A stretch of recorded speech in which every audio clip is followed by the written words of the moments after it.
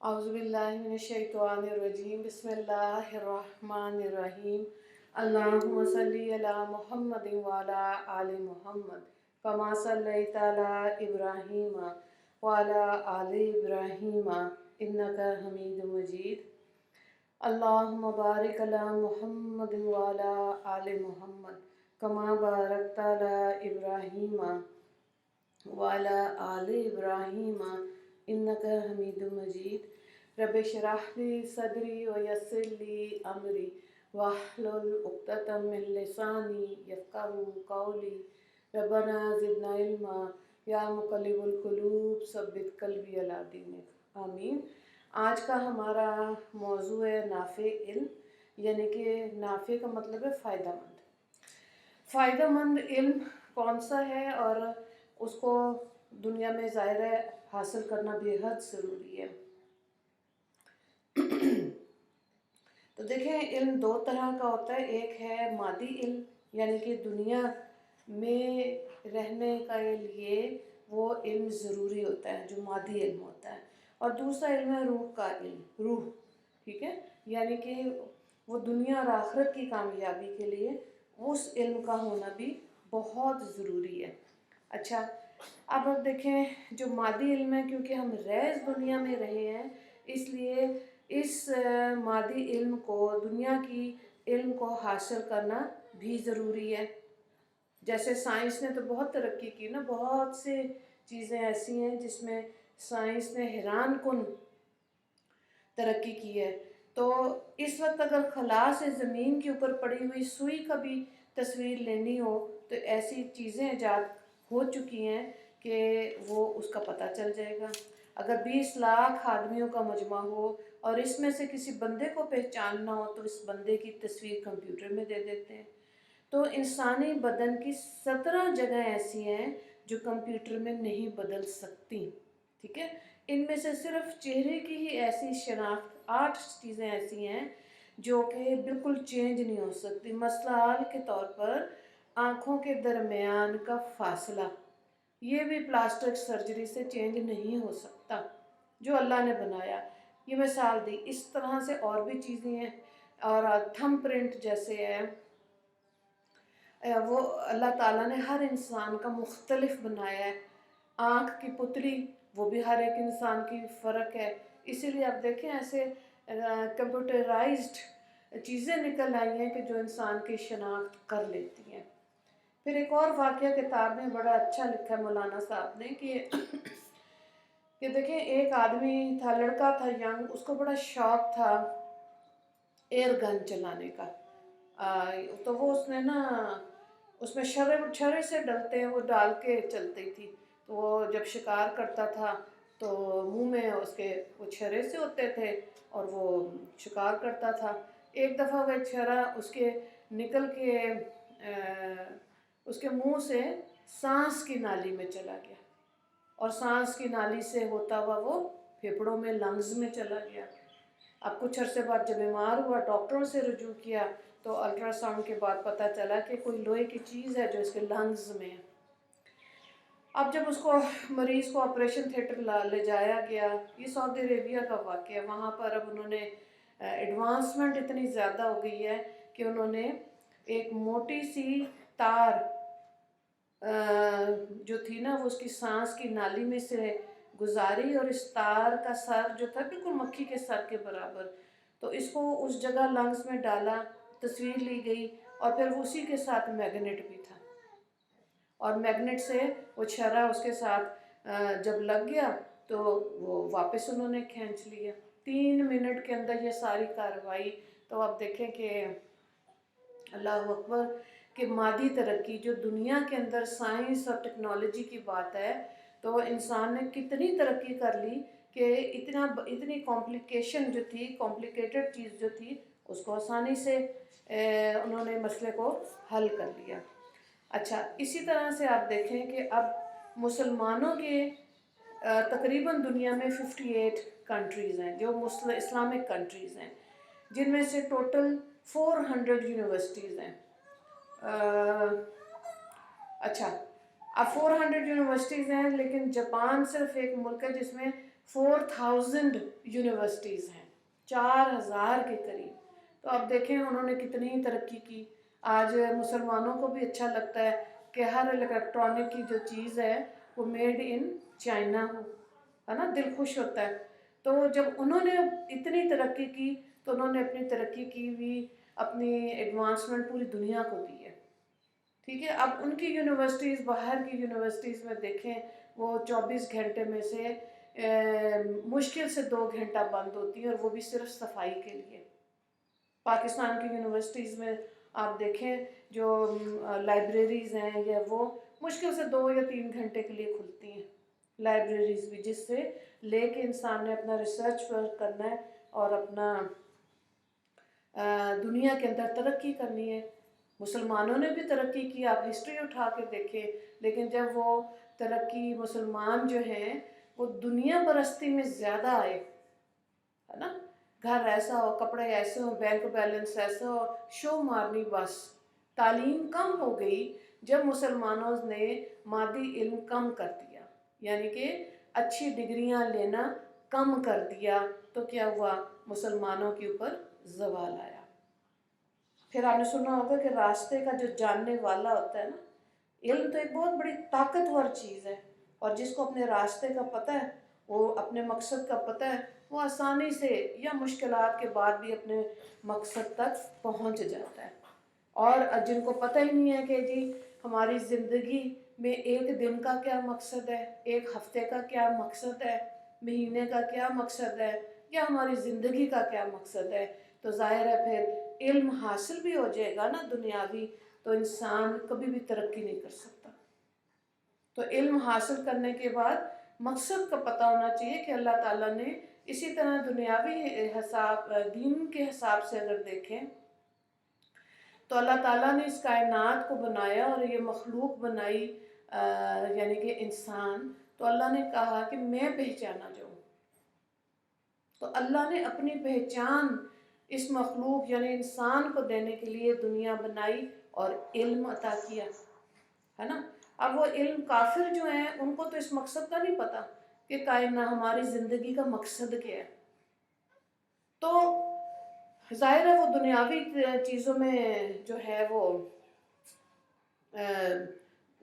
آگے بڑھنے شروع ہو گئے.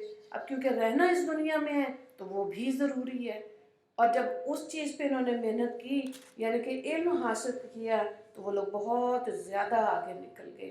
اور مسلمان انہوں نے دین کا علم کو بھی چھوڑا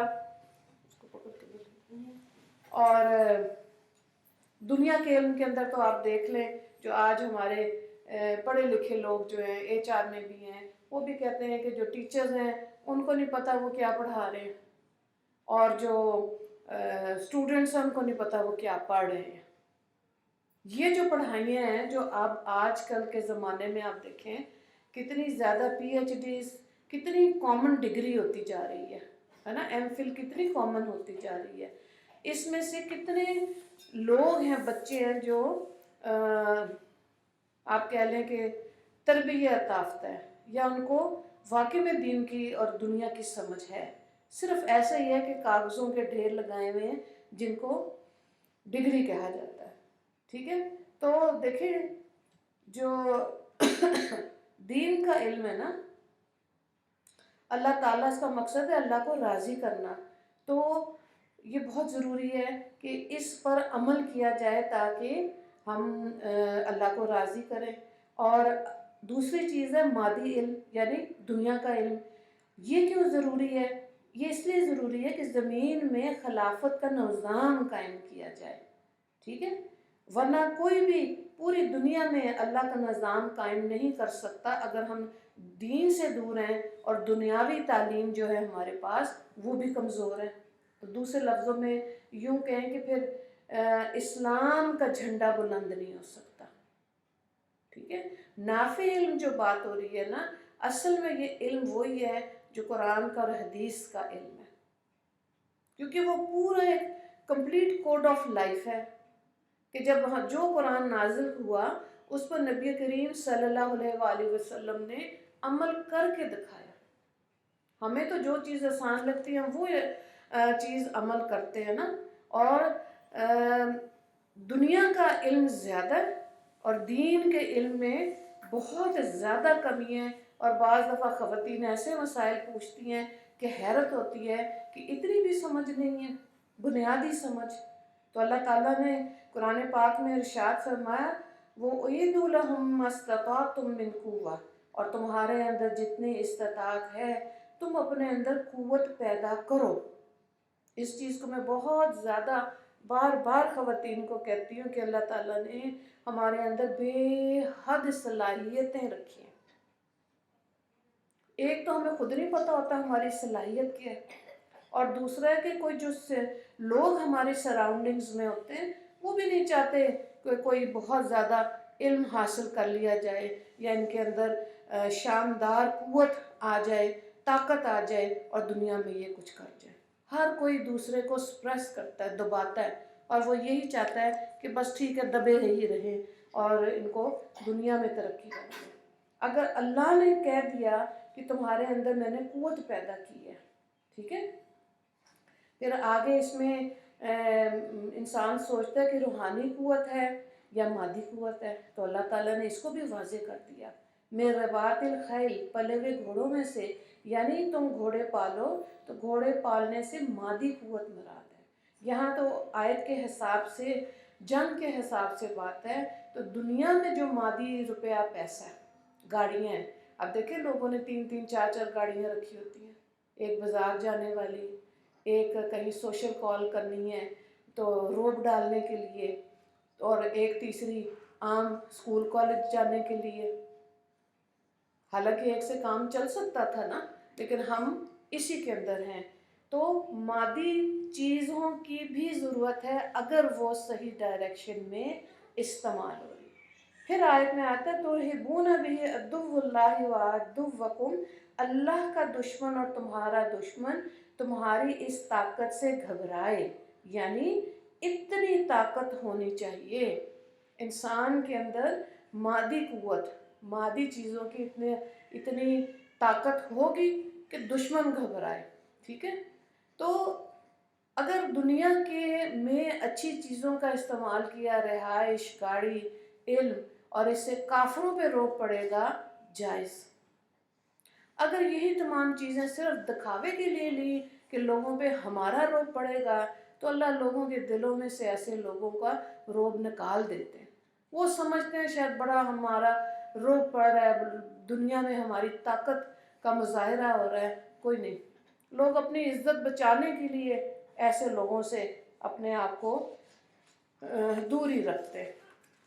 تو اللہ رب العزت نے ہر انسان کو 2 نعمتوں سے نوازا ہے، ایک اس کے پاس علم الہی کا برتن ہے یعنی دماغ، اور دوسرا ہے جو دل، یعنی کہ جس کے اندر محبت الہی ہے، اللہ کی محبت ہے نا۔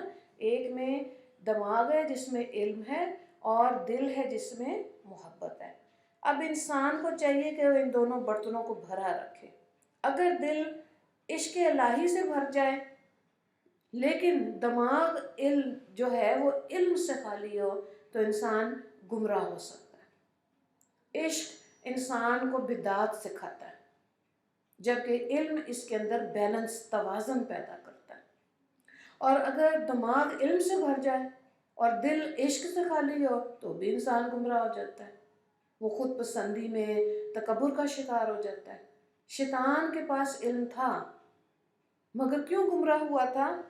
اس لیے کہ اس میں تھی، تکبر تھا۔ سورہ صاد کی آیت نمبر 76 میں ہے انا خیر منہ، یعنی میں ان سے بہتر ہوں۔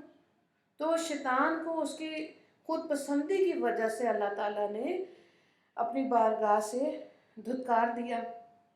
پھر آپ دیکھیں پہلے دور کے لوگوں میں اور آج کے دور کے لوگوں میں بڑی واضح 3 تبدیلیاں نظر آتی ہیں۔ پہلی بات تو یہ ہے کہ ہمارے بزرگ اسلاف اللہ والے رب العزت کی معرفت کے حصول کے لیے دن رات فکر مند رہتے تھے، جبکہ آج کا انسان کائنات کی، یونیورس کی معرفت کو حاصل کرنے کے لیے سائنس میں جتنی ترین ترقیاں ہو رہی ہیں، ٹھیک ہے، کمپیوٹر سائنس، ہر چیز میں، سائنس کے ہر شعبے میں انسان دن رات لگا کے تھکا ہوا ہے۔ دوسری تبدیلی یہ دیکھنے میں آئی کہ ہمارے بزرگوں نے، اسلاف نے جتنی محنت اپنی آخرت کو بنانے کے لیے کیا، آج کا انسان اس درجے کی محنت اپنی دنیا کو بنانے کے لیے کر رہا ہے۔ اور دنیا اتنی زیادہ دل میں رچ بس چکی ہے کہ مرنا اور آخرت کا سوچنا دل ہی نہیں چاہتا۔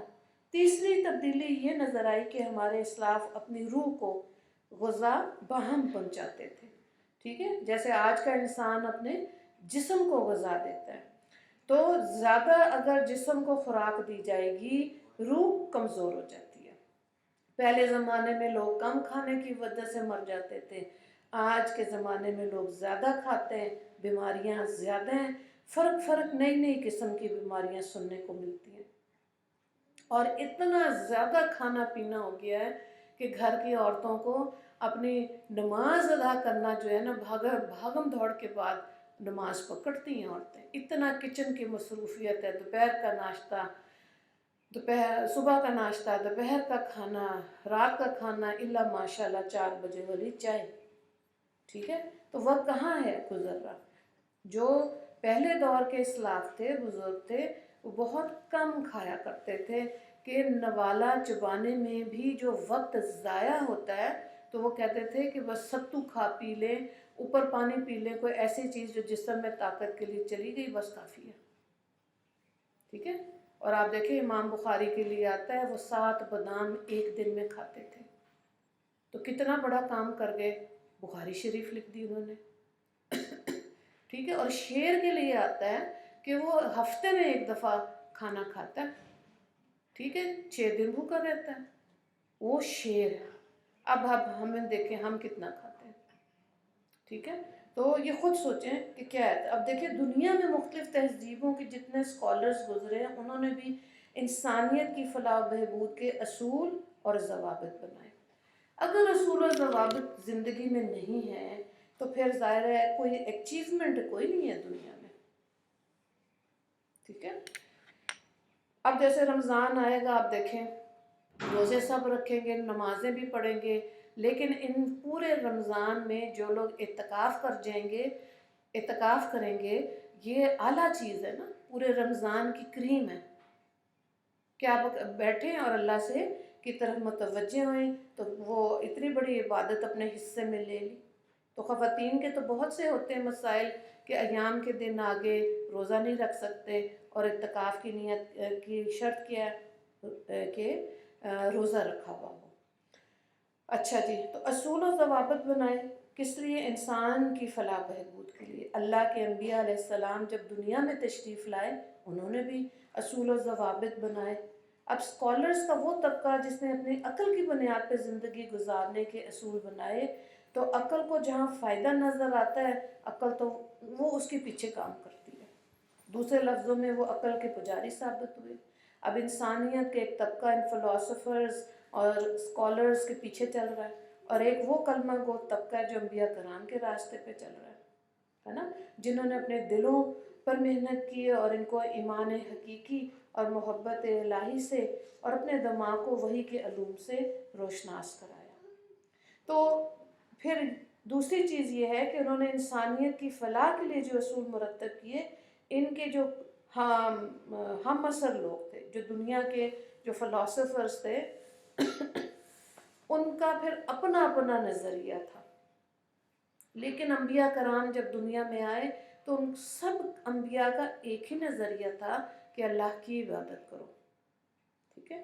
قرآن پاک میں یرشادہ ویلا مدینہ اخاہم شعیب قال یا قوم اعبدوا اللہ، سورہ ہود آیت نمبر 84۔ اور مدین کی طرف بھیجا ان کے بھائی شعیب کو تاکہ وہ اپنی قوم کو بتائیں کہ اللہ کی بندگی کرو۔ اسی طرح سورہ ہود میں حضرت صالح علیہ السلام کا بھی ذکر ہے۔ دوسرا واضح فرق یہ ہے کہ جب فلاسفرز کی نے اصول و ضوابط پیش کیے، ان کے شاگردوں نے اپنے استادوں کی باتوں کو رد کر دیا اور اس کو ناقابل عمل بنایا۔ جیسے کمیونزم ایک طریقہ زندگی تھا، لیکن 70 سال کے بعد خود کمیونزم پر چلنے والے لوگوں نے ہی لینن کا مجسمے کو سڑکوں پہ گھسیٹا کہ اس آدمی نے ہمیں غلط راستے پہ لگایا، اس کی تھیوریز غلط تھی۔ انبیاء کرام کو دوسری طرف دیکھیں، جب یہ دنیا میں تشریف لائے سب کے شاگردوں نے پوری زندگی ان کی تصدیق کی۔ نبی علیہ السلام جو کچھ اللہ رب العزت کی طرف سے لے کر آئے، سب صحابہ کرام رضوان اللہ علیہم اجمعین نے اس کی تصدیق کی۔ جیسے ابو جہل نے ایک دفعہ کہا ابو بکر رضی اللہ تعالیٰ عنہ، کیا کوئی بندہ رات کے وقت مکہ سے مسجد اقصی تک جا سکتا ہے؟ فرمایا نہیں۔ تو وہ مردود کیا کہنے لگا کہ تمہارے دوست کہتے میں گیا ہوں۔ حضرت ابو بکر صدیق رضی اللہ تعالیٰ عنہ نے فرمایا کہ اگر وہ کہتے ہیں کہ وہ اللہ کے نبی ہیں تو وہ سچ کہہ رہے ہیں۔ سبحان اللہ، فوراً تصدیق کر دی۔ ٹھیک ہے۔ تیسرا فرق یہ دیکھیں کہ جن لوگوں نے عقل کی بنیاد پر اصول بنائے، انہوں نے جب بھی کوئی اصول بنایا، سمجھایا، انہوں نے اپنے آپ کو آگے پیش کیا۔ میں نے سوچا، میں اس نتیجے پر پہنچی، میری ریسرچ یہ بتاتی ہے، میرا تجربہ یہ کہتا ہے، میرا ذہن میں یہ خیال ہے، میں نے فیصلہ کیا۔ پوری بات میں اتنے سارے جملوں میں کیا چیز امپورٹنٹ نکلی؟ میں۔ اور میں جو ہے وہ تکبر کی نشانی ہے۔ ٹھیک ہے۔ اللہ والوں نے اپنی جتنی تعلیمات تھی، 1,24,000 پیغمبر آئے، آگے لوگوں کو بتایا کہ اللہ رب العزت نے فرمایا، اللہ رب العزت نے نازل کیا، میری طرف اللہ تعالیٰ کا پیغام آیا، اللہ تعالیٰ نے مجھے یہ حکم دیا۔ تو اب دیکھیں کہ کیا نچوڑ نکلا اس بات سے، جو کہ نارملی خواتین کو بار بار یہ بتایا جاتا ہے، خود میری اپنی زندگی بھی اسی کے اوپر ہے کہ جب آپ کوئی کام کریں تو دیکھیں ہماری شریعت نے اس کا کیا حکم دیا۔ اگر تو وہ اللہ کی تعلیمات کے مطابق ہیں تو ظاہر ہے اس کو کرتے ہوئے مشکل تو آئے گی، لیکن بعد میں وہ مشکل راحت میں بدلے گی، سکون میں بدلے گی۔ آپ کی ایفرٹ، بے شک وہ گھر کا کام ہے، ہمارے اہل خانہ کے ساتھ معاملات ہیں، یا اہل محلہ کے ساتھ یا اور لوگوں کے ساتھ ڈیلنگز ہیں، کیا وہ واقعی وہی ہیں جس کا حکم اللہ نے دیا؟ یا میرا دل یہ چاہتا ہے، کتنی عورتیں پڑھی لکھی، مجھے حیرت ہوتی ہے، وہ کہتی ہیں کہ 3-4 اللہ نے بچے دے دیے، تو جو بچہ میری خدمت کرے گا ہم اس کو جائیداد دیں گے، جو بچہ ہماری خدمت کرے گا اس کو ہم اپنے ساتھ والا، اپنے کمرے کے ساتھ والا کمرہ دیں گے۔ تو یہ کیا مزاج بنا؟ اس کا مطلب ہے تکبر ہے، میں ہے۔ اولاد کو پالنا فرائض میں ہے، جس حیثیت سے بھی، ٹھیک ہے۔ اب ان کو ہر وقت جتائیں گے کہ یہ کیا، متنفر ہوں گے۔ شریعت کیا کہہ رہی ہے؟ پھر ٹھنڈے دل سے سوچے، کیا واقعی ہم نے اپنی اولادوں کی دین کے حساب سے پرورش کی ہے، یا خالی مادی علم ہی دلوا دیا؟ گو کہ وہ ضروری ہے، جو ہم نے شروع میں دیکھا ہے کہ کیونکہ رہنا جو اس دنیا میں ہے، اس لیے دنیا کا علم حاصل کرنا ہے، اور آج کے دور میں تو اس کی بے حد ضرورت ہے۔ لیکن اگر بچیاں غلط ڈائریکشن میں جا کے علم حاصل کریں گی، کوئی فائدہ نہیں، تھکیں گی اور تھکیں گی۔ کیوں؟ کیونکہ اللہ نے جو ذمہ داری بیٹیوں پر نہیں ڈالی، ماں باپ ڈال دیتے، پڑھی جاؤ، اتنا پڑھی جاؤ، لیکن کیا پڑھیں؟ ہاں، اگر آج کے زمانے میں اتنی چیزیں ہیں کہ جس کی بات آ رہی ہے خواتین کی آزادی کی، تو بات یہ ہے کہ اگر اس کے اندر صلاحیت ہے، ٹھیک ہے، تو آپ اس کو ڈاکٹر، ٹیچر ایسی فیلڈ دے دیں۔ جہاں پردے کی بات ہے، وہ تو اللہ نے ایک چھوٹے سے جراثیم سے مرد کیا، عورتوں مرد سب کے منہ ڈھک دیے، جو کہ ہماری شریعت میں ہے کہ چہرے ڈھکو، ٹھیک ہے۔ اب آپ دیکھیں آج کل کتنا زیادہ دنیا میں آ رہا ہے، باہر کے ملکوں میں، کہ کرونا اور یہ چیزیں ختم ہو گئی ہیں، ماسک اتار دیں، وہ اتنے عادی ہو چکے ہیں اب اترتے کوئی نہیں، ٹھیک ہے۔ تو بات سمجھنے کی ہے کہ کون سا علم ایسا حاصل کرے جو اس امت کے لیے بھی فائدہ مند ہو۔ سورہ المائدہ میں آیت ہے، الیوم اکملت لکم دینکم واتممت علیکم نعمتی، آج کے دن میں نے تمہارے لیے دین کو مکمل کر دیا اور میں نے یہ نعمت تم پر مکمل کر دی۔ سبحان اللہ۔ جو اللہ کا حکم تھا اس میں وہ نبی کریم صلی اللہ علیہ وآلہ وسلم نے ہم تک، امت تک، رہتی دنیا تک امت محمدیہ اور انسانیت تک پہنچا دیا۔ بہت سے نان مسلمز ایسے اسکالرز ہیں جنہوں نے سیرت محمد صلی اللہ علیہ وآلہ وسلم پہ بڑی اعلیٰ کتابیں لکھی ہیں۔ وہ لوگ بھی جو پڑھتے ہیں سوچ میں جاتے ہیں کہ یہ دین کیسا ہے، ٹھیک ہے، تو ان کو احساس ہوتا ہے یہ پیسفل ریلیجن ہے۔ پھر آپ دیکھیں کہ جب انسان کی زندگی دنیا میں آتی ہے، ہم نے اپنے بچوں کو بڑے کمفرٹیبل انوائرمنٹ دیے، لیکن کیا وہ مرنے کے بعد ان کے کام آئیں گے، یا صرف اس مادی دنیا میں مادی ترقی تک کے لیے اپنی اولادوں کو محدود کیا؟ ضرور سوچیں۔ دیکھیں ایک بیج ہوتا ہے، اس کے اندر صلاحیت ہوتی ہے، چھوٹا سا بیج ہوتا ہے، ٹھیک ہے، برکت کا درخت ہوتا ہے، کتنا بڑا ہوتا ہے، لیکن اس کا بیج کتنا ہوتا ہے؟ مٹر کے دانے کے برابر۔ اب اتنے چھوٹے بیج سے اتنا بڑا درخت بننے کی صلاحیت موجود ہے، جو اللہ نے ابھی پہلے بھی ہم نے دیکھا نا کہ انسان کے اندر صلاحیت موجود ہے، وہ خود ڈینائی کرتا ہے۔ اسی لیے پھر اپنی صلاحیتوں کو جب دبائیں گے تو بس کچھ کر نہیں سکتے دنیا میں، پھر بس ایسے ہی چلے جائیں گے۔ اب اگر اس بیج کو زرخیز زمین مل جائے، پانی مل جائے، حفاظت کرنے والا مالی مل جائے، ساری انوائرمنٹ کتنی اچھی ہے نا، جیسے ہمارے بچوں کو کھانا پینا ملتا ہے، اچھی اسکولنگ ملتی ہے، تہذیب یافتہ کلچر ہے، اس کے اندر اگر بچے بگڑ جائیں تو پھر کہیں نہ کہیں تو غلطی ہوئی نا۔ اسی لیے علماء کرام کہتے ہیں کہ اگر عمارت بناتے ہوئے بنیاد ٹیڑھی ہے نا تو آپ 7 منزلہ بنا لیں یا 27 منزلہ، عمارت ٹیڑھی ہی رہے گی۔ تو جو محنت کرنے والا ٹائم ہوتا ہے وہ 9 سال تک بچے پر ایفرٹ کر سکتے، اس کے بعد اس کی اپنی مرضی آنی شروع ہو جاتی ہے۔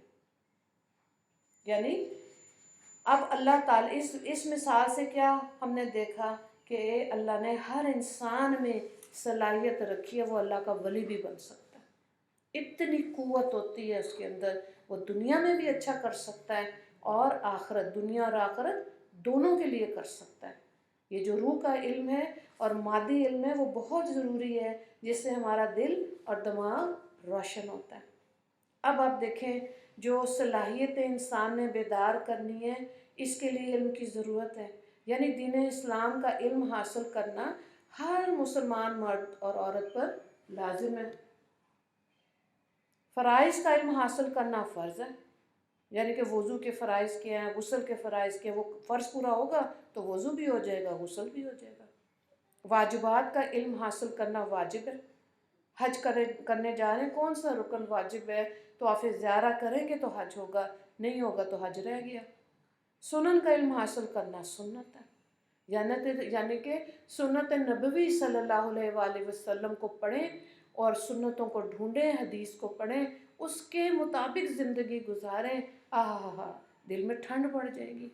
دیکھنے میں تو ہم نے رہنا تو اس دنیا میں ہی ہے، اچھے لباس سے نہیں منع، لیکن میں نے بہت زیادہ دیکھا ہے ماشاءاللہ ایسی خواتین جنہوں نے دنیا کی بہت اچھی تعلیم حاصل کی ہے، اب گائناکالوجسٹ ہیں، ڈاکٹرز ہیں، آئی اسپیشلسٹ ہیں اور ٹیچرز ہیں، اتنا اللہ نے ان کو علم دیا ہے اور اس کے ساتھ ساتھ ماشاءاللہ دین کا بھی اتنا ہی علم دیا ہے۔ دونوں چیزیں ساتھ ساتھ، رشک آتا ہے ایسی بہو بیٹیوں پہ جن کے اندر اللہ نے ایسی صلاحیتیں دی ہیں، اور یہ شوق ہونا چاہیے ہم ایسی خواتین سے ملیں اور ان کی زندگی سے سیکھیں، ٹھیک ہے۔ یہ بہرحال یہ تو وہ چیز ہے نا، علم حاصل جو دین کا کرنا ہے یہ اللہ تعالیٰ بھی دیتے ہیں اور انسان اپنی خواہش کا بھی اظہار کرتا ہے، تو یہ تمنا ہونی چاہیے۔ اور ایک چیز جو ہے وہ یہ کہ جو بھی اچھی صلاحیت ہمارے دائیں بائیں خواتین، مسلم خواتین میں ہے، اس کو ضرور اپریشیٹ کریں، شاباش دیں، حوصلہ افزائی کریں، تاکہ آگے بڑھیں خواتین، دین اور دنیا اللہ کی حد میں رہتے ہوئے دنیا میں ترقی کریں۔ یہ بہت ضروری ہے۔ اگر صرف ہم نے اپنی بہو بیٹیوں کو ہانڈی روٹی تک ہی رکھا تو بس بات پھر وہی ہے، کھا کھا کے مر جائیں گے، اور دکھا دکھا کے مر جائیں گے، اس کی ضرورت نہیں ہے۔ تو دیکھیں حضرت ابو ہریرہ رضی اللہ تعالیٰ عنہ نے 5510 احادیث ان سے مروی ہیں۔ سب سے زیادہ حدیث صحیح بخاری میں، صحیح مسلم میں حضرت ابو ہریرہ سے، اور خواتین میں نمبر 2، یعنی کہ خواتین میں نمبر 1 ویسے نمبر 2، 2226 حدیث حضرت عائشہ رضی اللہ تعالیٰ عنہ سے مروی ہیں۔ انہوں نے اتنا کام کیا حدیث کے اوپر، ہے نا۔ اور اسی طرح حضرت زینب اور حضرت ام سلمہ، یہ سب پڑھی لکھی خواتین تھیں۔ ہمارے نبی کو شوق تھا کہ میری امت کی عورتیں مرد پڑھے لکھے ہوں، دین پھیلے۔ اسی لیے آپ دیکھیں پہلا غزوہ بدر جب ہوا تو کافروں کی رہائی کے لیے کیا مانگا گیا تھا کہ ایک کافر 10 مسلمانوں کو پڑھائے گا، ہے نا، اتنی علم کی قدر۔ تو آج بہت ضروری ہے کہ ریسرچ وقت میں بھی خواتین آگے آئیں، اور ایسے گھرانے جہاں پہ بزرگ خواتین، بڑی خواتین اس چیز کے افادیت کو سمجھتی ہے، وہ آگے بہو بیٹیوں کی حوصلہ افزائی کریں، ٹھیک ہے۔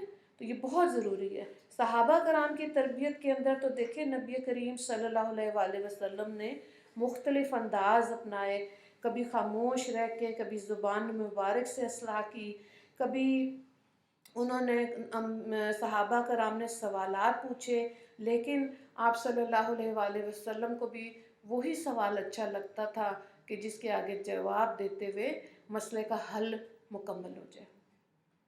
غیر ضروری سوالات سے ہمارے دین میں منع کیا ہوا ہے۔ کبھی آپ صلی اللہ علیہ وآلہ وسلم درخت کی ٹہنی کو ہلاتے، پتے گر جاتے تو سمجھایا کرتے تھے کہ جو شخص نماز پڑھتا ہے اس طرح اس کے گناہ جھڑ جاتے ہیں۔ اور کبھی نہر کو مثال دے کے سمجھایا کہ اگر تمہارے گھر کے سامنے نہر ہے اور 5 دفعہ تم اس میں غسل کرو، کیا میل کچیل جسم پر باقی رہے گی؟ 5 دفعہ جب وضو کریں گے اور اللہ کے آگے جھکیں گے تو کیا انسان کے جسم میں اور دل میں اور دماغ میں گندگی رہ سکتی ہے؟ نہیں۔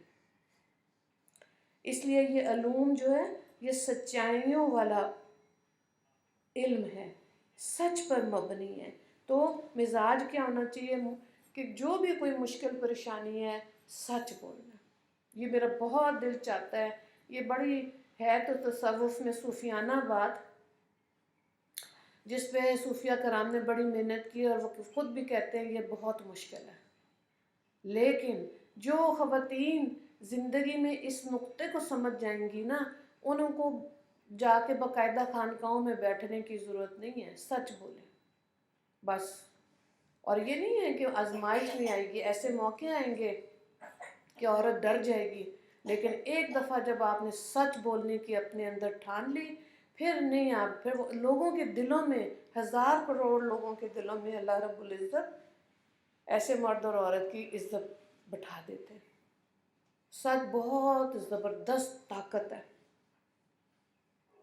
پھر آپ دیکھیں کہ جو علم ہم دین کا سیکھتے ہیں اس سے ہمارا تزکیہ ہوتا ہے، اور یہ بہت ضروری ہے کہ انسان کا تزکیہ ہو۔ اور علوم جو دین کے علوم ہیں یہ قلب کے اندر ایمان بڑھاتے ہیں، محبت الہیہ بڑھتی ہے، خوف خدا بڑھتا ہے، دل سنورتا ہے، اور انسان کامیابی کے ساتھ زندگی گزارتا ہے۔ جب میں غزوات کا پڑھتی ہوں، بڑی ڈیٹیل موجود ہے حدیث کی کتابوں میں غزوات کی، تو مجھے اس جملے پہ بڑی حیرت ہوتی تھی کہ کیسے صحابہ کرام فجر سے لے کے عصر تک تلوار چلاتے تھے۔ مجھے بڑی حیرت ہوتی ہے کہ تلوار کو اگر آپ کبھی دیکھیں، وہ اچھی خاصی وزنی چیز ہے، اس کا وزن ہوتا ہے، لوہے کی ہوتی ہے وہ، اور اسے بندے کو مارنا ہے، وہ تیز بھی ہونی چاہیے۔ تو مجھے اس چیز پہ حیرت ہوتی تھی کہ کس طرح غزوات میں صحابہ کرام فجر سے عصر تک لڑتے رہتے تھے، لڑتے رہتے تھے، لڑتے رہتے تھے، نماز ادا کی پھر لڑنا شروع کر دیا۔ اب یہ تھوڑی تھی وہاں کبھی میں ٹائم آؤٹ ہوتا تھا تو دسترخوان لگتے تھے، کھانا کھایا جاتا تھا، نہیں، وہ مشن ہی ایسا تھا جہاد کا کہ وہ تو پھر سمجھ کے آئی کتاب سے، لوگوں سے، زندگی کے تجربات سے کہ وہ ان کا ایمان تھا۔ جب انسان کے اندر ایمان کی قوت زیادہ ہوتی ہے نا، یہ تو غزوات والی بات ہے نا، کہ میدان جنگ میں وہ یہ کام کر لیا، لیکن جب عورت بھی اپنے اندر ایمان کو ہر دن ہر شام بڑھائے گی، اپنے ایمان کو اللہ سے دعا مانگنی چاہیے کہ ہدایت بھی ہر صبح ہر شام زیادہ ہو، اللہ کی محبت بھی ہر صبح ہر شام زیادہ ہو، اور ایمان بھی ہر صبح ہر شام زیادہ ہو، وہ عورتیں دنیا میں کچھ کر جاتی ہیں، ٹھیک ہے؟ ورنہ تو زیادہ تر عورتوں کے رونے ہی نکلتے ہیں، بس رو رو کے وہ ٹائم گزر جاتا ہے۔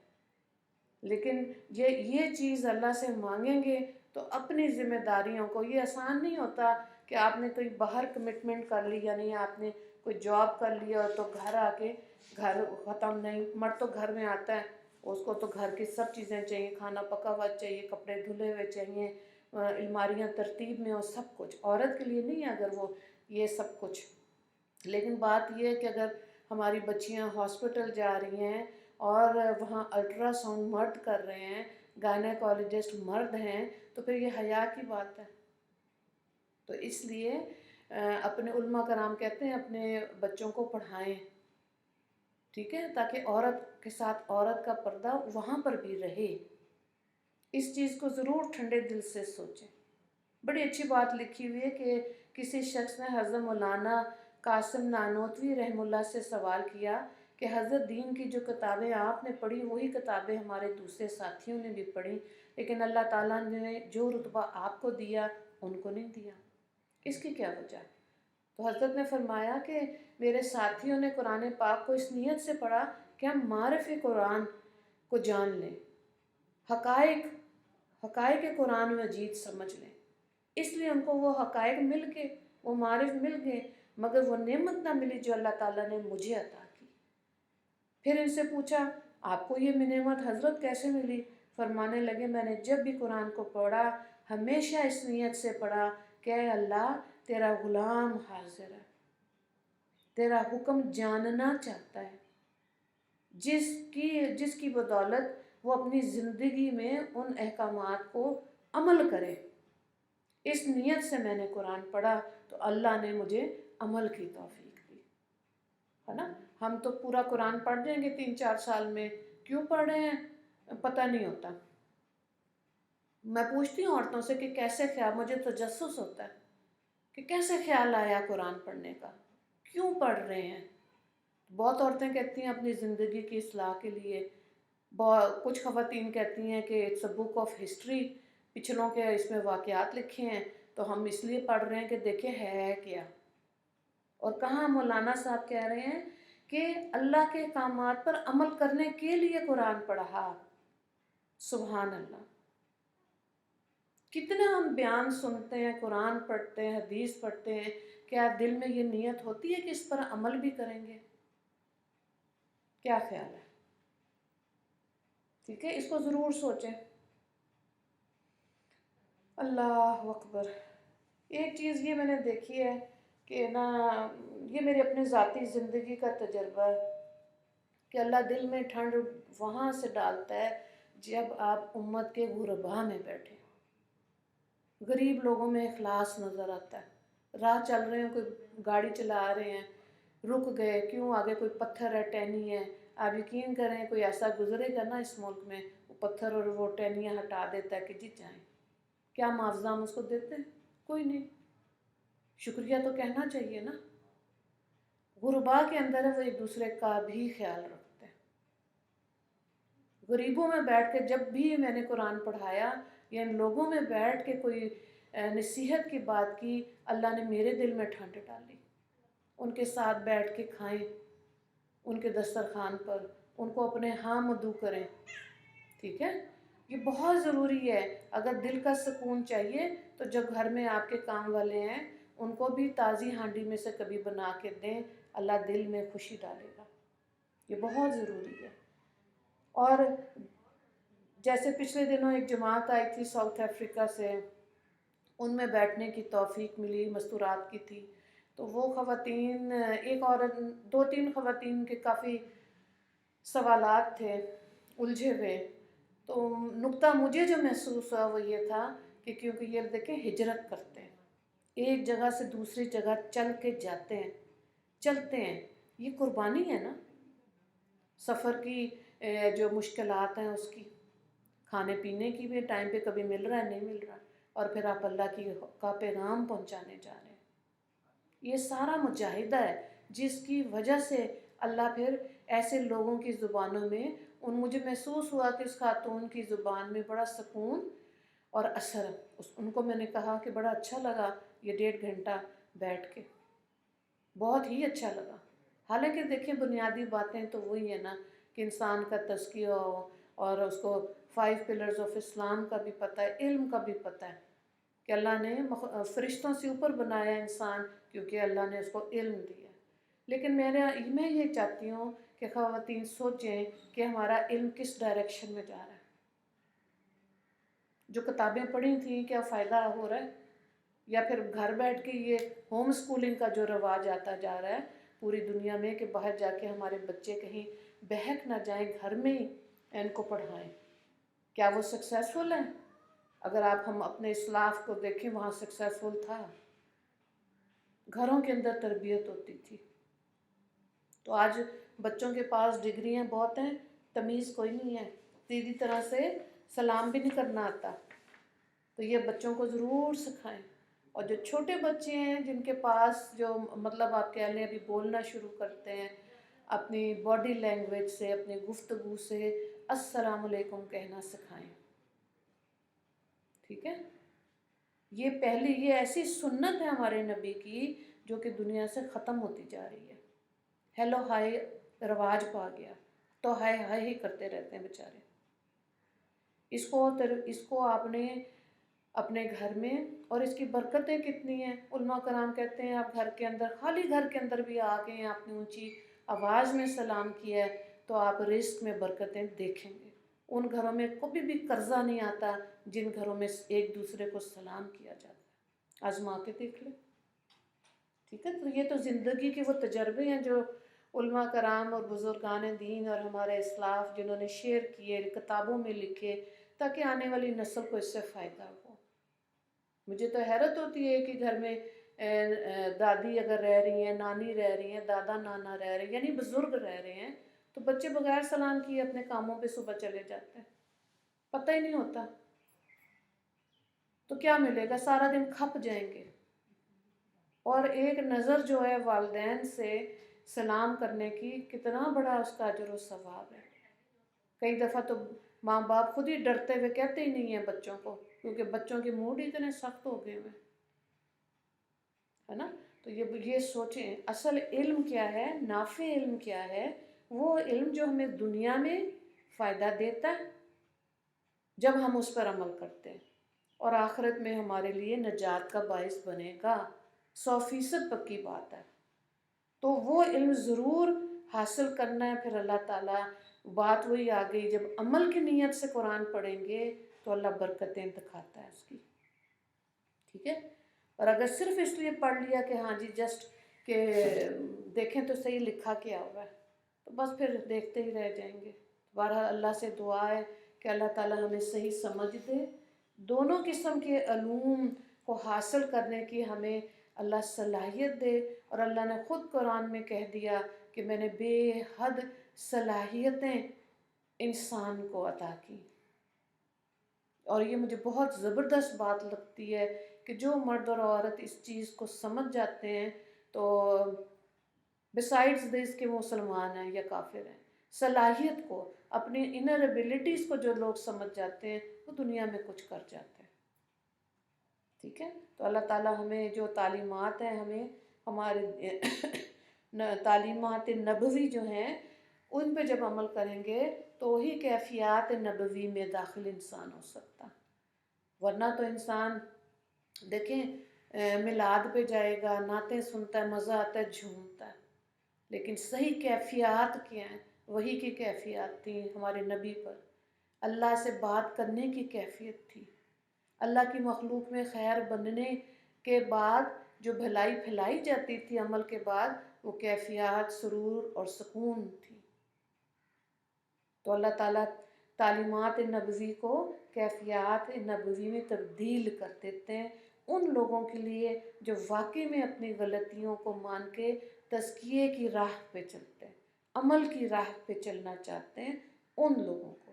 تو اللہ تعالیٰ ہمیں اپنی سچی معرفت عطا فرمائے، اور صرف کیفیات ہی کی بات نہیں، علم دنیا اور آخرت دونوں کا حاصل کرنے کی اللہ توفیق عطا فرمائے، اور یہ ہمیں، ہمارے بہو بیٹیوں کو، دامادوں کو، بیٹوں کو، آنے والی نسلوں میں بچوں کو اللہ تعالیٰ یہ نعمت عطا فرمائے تاکہ اس دنیا میں کار خیر والا کام کر کے جائیں۔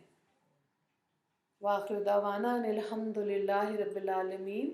اللہم اغفر للمسلمین والمسلمات والمؤمنین والمؤمنات۔ السلام علیکم ورحمۃ اللہ وبرکاتہ۔